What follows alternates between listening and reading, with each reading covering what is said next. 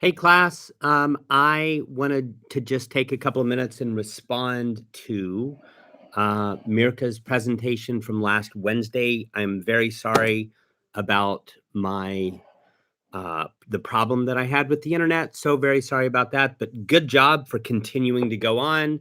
Very impressed with the way that y'all handled that. In fact, Zoom did record everything until Max slash Charles, who was somehow made the alternate administrator person, host, until he left. Everything did get recorded. So good job all the way around for the way you handled that.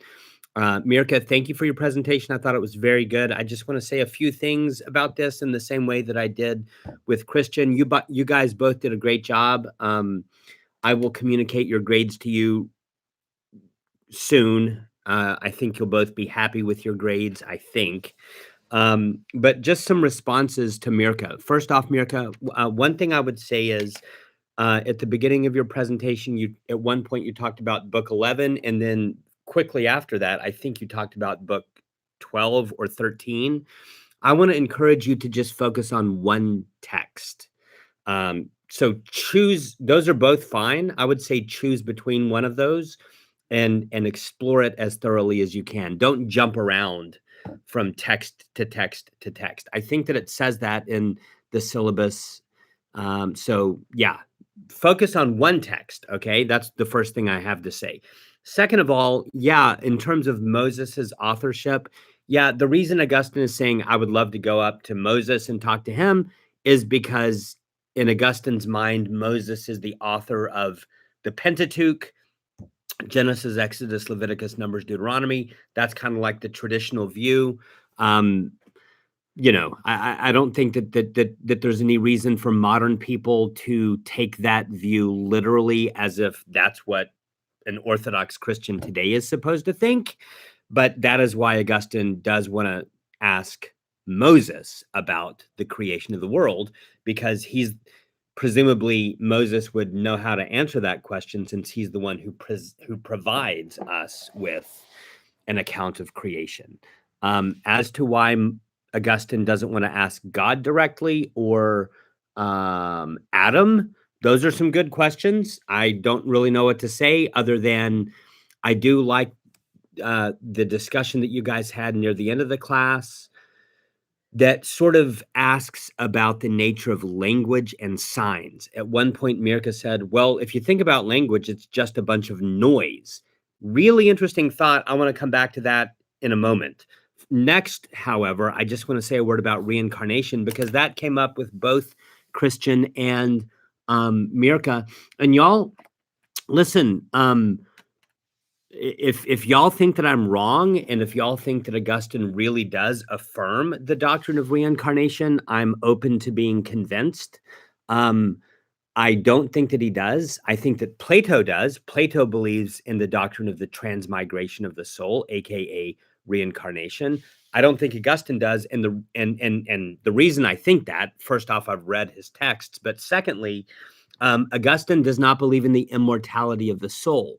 The reincarnation, aka the doctrine of the transmigration of the soul, basically for an ancient Western thinker, it presupposes the doctrine of the incarnation of the soul. So the incarnation of the soul and reincarnation, those go together. They stand or fall together. Show me someone in the ancient world like Plato who does believe in reincarnation. I will show you someone who also believes in the immortality of the soul. For Augustine, the immortality of the soul is off limits. He feels that he's not allowed to embrace that doctrine because he thinks that it would violate the doctrine of creation ex nihilo. He wants to say that other than God, everything in the world was created. And that seems to imply a creation at a point in time. Um, Augustine is not going to agree with Aristotle, who thinks that the world has always existed, um, and that the past ages of the universe extend infinitely into the past. Augustine does not think that, and therefore, in his mind, he's not able to affirm the doctrine of the incarnation, of the immortality of the soul. I hope that that makes sense. If y'all think I'm wrong, um, please show me. I do want to say that this raises a question, right? It raises a question that you yourselves were grappling with.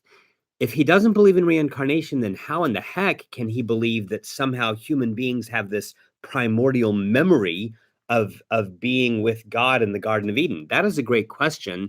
He does need to have some sort of answer to that question. Um, I don't want to spend too much time on that.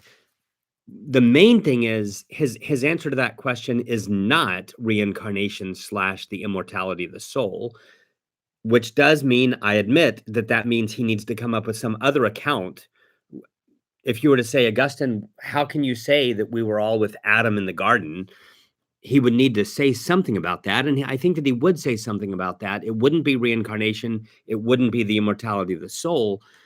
His answer would have to do with something like, um, in a mysterious way, all human beings are included in Adam. By the way, the word Adam in Hebrew means humanity. So you could think of that story as saying that humanity was in the Garden of Eden with God. And if that's true, I think that it makes a little more sense to say, oh, well, that would include me. I'm a part of humanity. Humanity was in the garden with God. Um, that might make it a bit more intelligible, although that still is kind of a weird thought, and it still leaves a bunch of questions. I admit that. But he wouldn't appeal to the doctrine of reincarnation in order to give an account for how we could have this memory of an experience with God. It would have to do with the meaning of the term Adam, and it would also have to do with the notion that somehow human beings were all connected in Adam, and that after the fall, human beings were separated and we were broken up into pieces, kind of thing. So yeah, that's a little bit about reincarnation. Speaking of the fall, I think that Mirka was sort of struggling with these questions about, um, why are we experiencing evil and suffering and difficulty if we were in the garden with God? Okay, Mirka, I would love to read or hear you ask more about that. Um, the answer is the fall. What Augustine would say, and what he does say, is that the human race fell. So God created the world good, then the human race fell. That is called the Christian doctrine of the fall. But the good news is that for Augustine, the world is being redeemed in Christ. So you have these three things: creation, fall, and redemption in Christ. Creation, everything that God made was good. The fall, human beings, aka Adam, sinned. Um, we disobeyed God. Notice I'm not saying that Adam disobeyed God. I said we disobeyed God. That's how Augustine would put it. And so you see, I think that points to the fact that for Augustine, he would say that we were in the garden. We are the ones who sinned. After all, Paul in the book of Romans says that all have sinned and fallen short of the glory of God. You could interpret that as somehow meaning that in Adam's sin, we all fell, that we were all a part of Adam's sin. Remember that the word Adam can mean humanity. It doesn't have to mean some individual dude who lived, 5,000 years ago or 10,000 years ago. Okay, that's a little bit about the fall. Next, I wanted to say, um, this Mirka, you talked a little bit about God's name and how Augustine is asking questions concerning God's name. I would love to know what part of the confessions you're talking about there. Whenever you raise a question like that, try to state the location of the passage. try to cite the passage that you're grappling with, okay? Because I don't think that's at the beginning of book one. I'm not quite sure where that passage is where Augustine raises these issues about God's name. But I would love to know, and I would love to know in particular where you were reading that, where you found that issue that you were struggling with. Next, Mirka, you talked about some research that you did. Good job for including that stuff. Um, I would love to for you to have talked about the secondary sources that you're using. I mean, did you read a journal article? Did you do a Google search and found some article online? Give me the sources that you looked at and what you learned from them. That would be helpful. Um, and then back to this business about language and signs. Why would Augustine want to talk to Moses, whom he says speaks Hebrew? Um, yeah, one of the issues that Augustine's super interested in is the nature of language. There's all sorts of things that he says about this. Even in book one, when he's narrating the experience of his own learning of language, he talks about this. He talks about it. We're going to see that in book 11, he talks about it in the context of reading a psalm and how it takes time to read the psalm. He is always talking about language. It's connected to the issue of signs. And let me just say this, and I will close with this.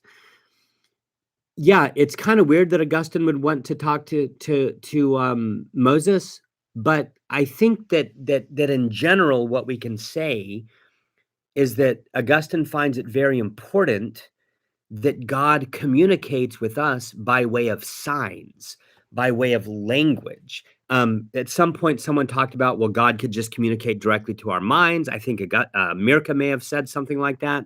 Yeah, maybe God could have done that or could do that, but he's chosen not to. And why? That is a really important question that I think Augustine is interested in. And we will look a little bit. I think we'll get to that a little bit in book 7. But I think that if you were to look for this, what you would find is that for Augustine, the reason God uses signs and material things, he doesn't just zap our brains or telepathically communicate to our minds. Why? Why not? It has something to do with God's humility, his humility, and it has something to do with, I'm going to say, mediation. God tends to, for some reason and in some sense, like mediation. He doesn't do things directly. He does things in a way that's mediated through time, mediated through language, mediated through human bodies. Remember that for Augustine, we'll get to this in book 7. For Augustine, God became a human being. God became an animal, a rational animal. That would be a form of mediation. And so you could ask the question, well, why did God do that?